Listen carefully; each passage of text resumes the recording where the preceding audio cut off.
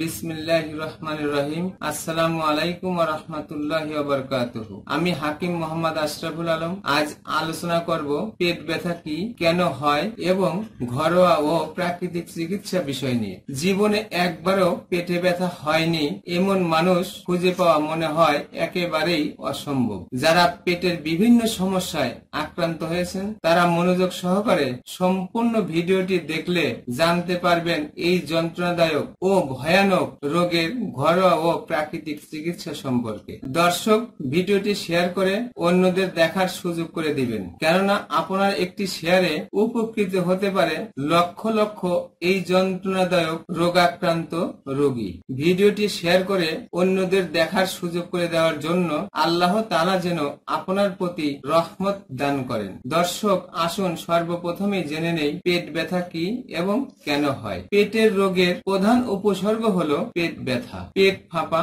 অথবা বদহজম। দর্শক, পেট ব্যথার অনেক কারণ রয়েছে, যেমন বদহজম, পেপটিক আলসার, গ্যাস্ট্রিক আলসার, পিত্তথলির পাথর, পিত্তথলির ইনফেকশন, অ্যাপেন্ডিসাইটিস, কোষ্ঠকাঠিন্য, ডায়রিয়া, আমাশয়, কৃমি, প্রস্রাবের ইনফেকশন, কিডনি ও লিভারের কোনো সমস্যা, পেটের নানা রকম গোলযোগের কারণেও হতে পারে পেটে ব্যথা। যদি কেউ পেট ব্যথা অনুভব করেন তাহলে বিলম্ব না করে পরীক্ষা নিরীক্ষা করে দেখা উচিত। পেপটিক আলসারের রোগীর যদি হঠাৎ অসহনীয় পেট ব্যথা শুরু হয় এবং ব্যথা যদি ক্রমাগত সারা পেটে ছড়িয়ে যায় এবং আস্তে আস্তে পেট শক্ত হয়ে আসে, তবে তা বাইল ডাক্টের প্রতিবন্ধকতা অথবা ইউরিটারিক ডাক্টের প্রতিবন্ধকতা বা পেট ফুটো হয়ে যেতে পারে। তীব্র পেট ব্যথার সাথে যদি জ্বর, বমি ও পাতলা পায়খানা সহ ইত্যাদি উপসর্গ দেখা দেয়, দ্রুত অভিজ্ঞ